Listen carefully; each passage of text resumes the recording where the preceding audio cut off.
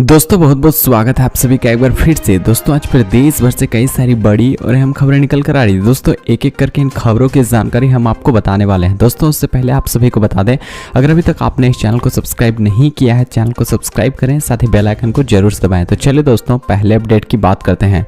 Corona पर काशी के डॉक्टरों से संवाद, जान गंवाने वालों को याद कर छलके मोदी के आंसू। जी हाँ दोस्तों, प्रधानमंत्री नरेंद्र मोदी ने शुक्रवार को कोरोना को लेकर अपने संसदीय क्षेत्र वाराणसी के डॉक्टरों से बातचीत की। इस दौरान पीएम मोदी कोरोना पर चर्चा करते हुए भावुक हो गए।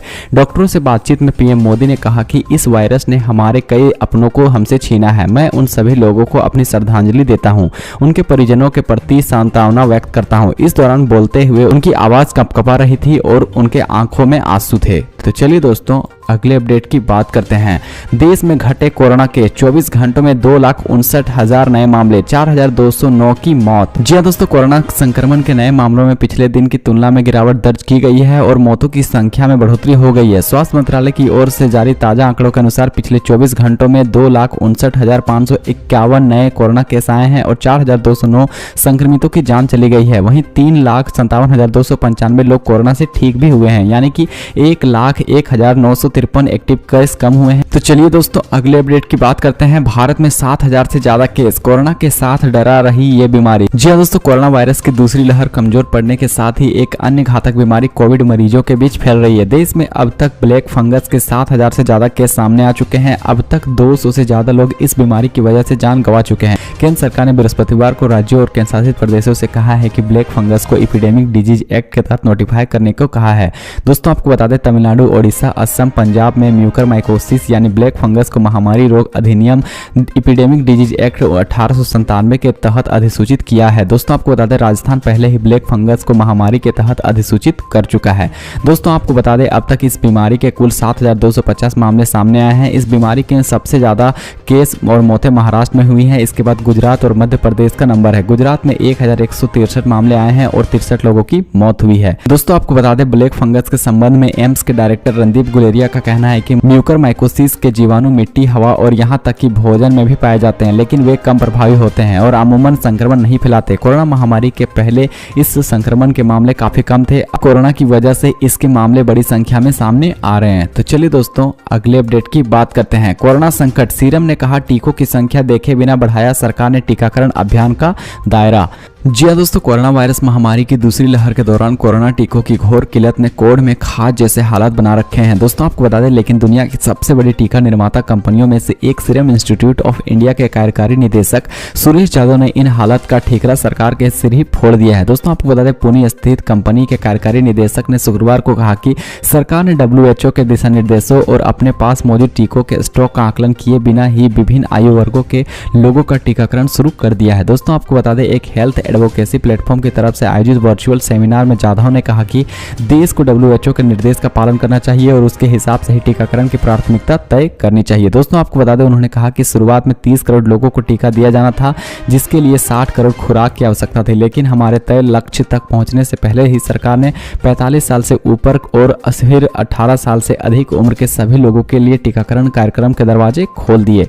तो चलिए दोस्तों अगले अपडेट की बात करते हैं। पहल, केंद्र का निर्देश, कोरोना से अनाथ बच्चों महिलाओं को संरक्षण दे राज्य।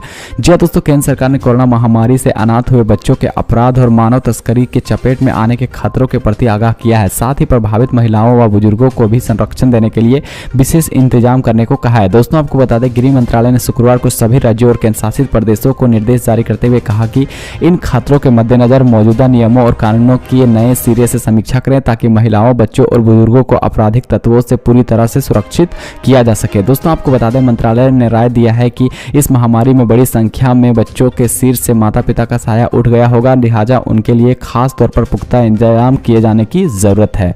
तो चलिए दोस्तों अगले अपडेट की बात करते हैं। साइबर हमला, एयर इंडिया की सर्विस प्रोवाइडर कंपनी के सिस्टम हैक, 45 लाख लोगों का डेटा हुआ लीक। जी हाँ दोस्तों, हैकरों ने एयर इंडिया के passenger service system provider SITA पर घातक साइबर हमला कर 45 लाख यात्रियों के क्रेडिट कार्ड आदि समेत कई तरह की निजी जानकारियां चुरा ली हैं। इनमें कई विदेशी एयरलाइन समेत बड़ी संख्या में एयर इंडिया के यात्री भी शामिल हैं।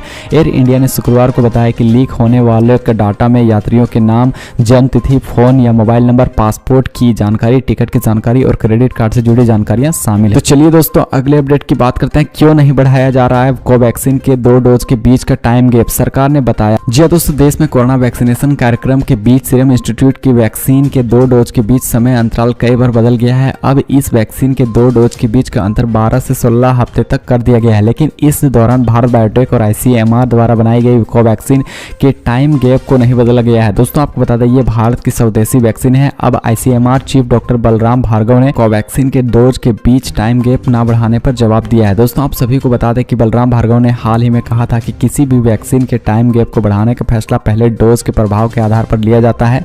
कोविशील्ड की पहली डोज में ज़्यादा इम्यूनिटी बनती है जो करीब 12 हफ्तों तक बनी रहती है। इसी वजह से इसका टाइम गैप बढ़ाया गया है, लेकिन ऐसी कोई रिसर्च कोवैक्सीन को लेकर मौजूद नहीं है। तो चलिए दोस्तों अगले अपडेट की बात करते हैं। सोशल मीडिया, ट्विटर पर हंगामा करने वालों की खैर नहीं, भारत से लेकर अमेरिका तक एक्शन। जी दोस्तों, भारत की राजनीति में ट्विटर की भूमिका काफी अहम है। सिर्फ एक ट्वीट से लोगों की धार्मिक भावनाओं से लेकर राजनीतिक भावनाओं तक आहत हो जाती है, लेकिन अब ट्विटर ऐसे लोगों को नहीं बख्शता है जो सोशल मीडिया पर शांति भंग करने का प्रयास करते हैं। ताजा मामले भाजपा प्रवक्ता संबित पात्रा से जुड़ा है। यहाँ ट्विटर ने 18 मई को किए गए एक ट्वीट पर मैनिपुलेटेड यानी कि मन गढ़ पर टैग लगा दिया है। तो आपको बता दें, ट्विटर के इस कदम के बाद राजनीति तेज हो गई है और भारत सरकार का इलेक्ट्रॉनिक्स और IT मंत्रालय सामने आया है। उसने ट्विटर की ग्लोबल टीम को इस बारे में पत्र लिखकर कड़ी आपत्ति जताई है। वहीं कांग्रेस भाजपा को टैग कर खूब घेर रही है। दोस्तों आपको बता दें कि अब ट्विटर लगातार ऐसे लोगों पर एक्शन लेता है जो उसकी इम्यूनिटी गाइडलाइंस का पालन नहीं करते हैं। तो चलिए दोस्तों अगले अपडेट की बात करते हैं। जहाज हादसा, मृतक कर्मचारियों के परिजनों को 35 से 75 लाख रुपए तक का मुआवजा देगी एपकॉन। जी दोस्तों, एपकॉन इंफ्रास्ट्रक्चर ने शुक्रवार को कहा कि वह हाल के तूफान में मुंबई के समुद्र में उसके बार्ज P305 डूबने के कारण मृत कर्मचारियों के परिजनों को 35 से 75 लाख रुपए का मुआवजा देगी। दोस्तों आपको बता दें, इस सप्ताह आए चक्रवात में कंपनी का जहाज अरब सागर में डूब गया। इसमें कम से कम 51 लोगों की मौत हो गई। दोस्तों आपको बता दें, कंपनी का P305 जहाज सार्वजनिक क्षेत्र की oil and natural gas corporation के बॉम्बे हाई में तेल कुओं के समीप चक्रवात तोकते की चपेट में आकर अरब सागर में डूब गया। इस पर 261 लोग सवार थे। इसमें 51 लोगों की मौत हो गई। तो चलिए दोस्तों अगले अपडेट की बात करते हैं।